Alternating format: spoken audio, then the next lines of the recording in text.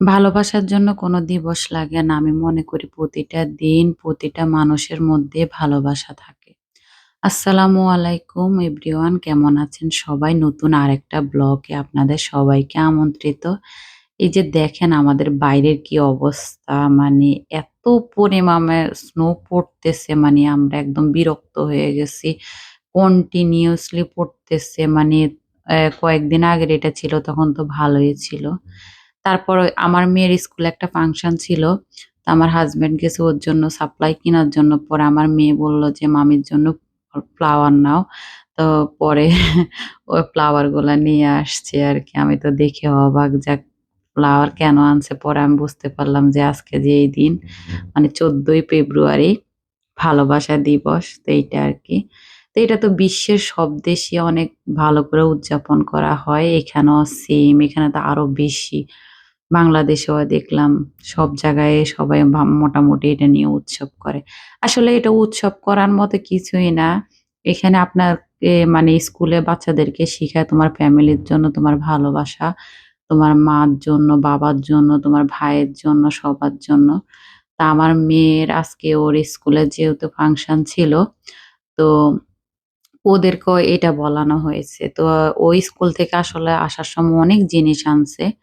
তো এই যে এই জিনিসগুলো আনছে ওর ফ্রেন্ড সার্কেল, ওকে মানে সবাই দিছে, ওর টিচাররা দিছে, মানে সবখানে মানে নাম লেখা ছিল। আর জিনিসগুলা এত কিউট, কিউট ছিল, মানে খুলতে মন চাইতেছে না। মন চাইতেছে একটু দেখি। মানে রেড, রেড কালারের সবকিছু, আর সবকিছুতে হার্ট দেওয়া। সবকিছুতে মানে সুন্দর, সুন্দর স্টোরি লেখানো, মেসেজ লেখা। মানে দেখে ভালোই লাগছে। তো ওর মানে ওর ৭ টা ফ্রেন্ড আছে। মানে ওদের যে ক্লাস ওরা ৮ জন থাকে। তো ৮ জন থাকে আর ওদের ৩ জন মানে টিচার থাকে ওদের সাথে। তো সবাই মিলে মানে সবকিছু সবাই দিচ্ছে। কেউ মানে ওরে সবাই দিছে, ও সবাইরে দিছে। এরকম এই যে আরেকটা পোটলা বাইর করলাম। এখানে কতগুলা ক্যান্ডি।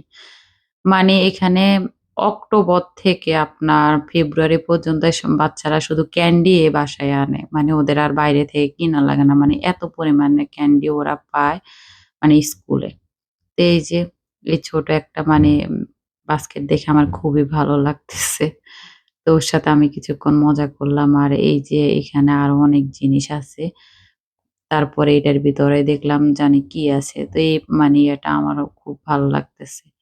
তো খুলে আসলে সবকিছু দেখতেছি আর ওর সাথে গল্প করতেছি। ও বলতেছে যে কে ওরে কি দিলো বা এটা দিয়ে কি করতে হয়। মানে ও তো কন্টিনিউয়াসলি আমার সাথে এসব বলতেছে।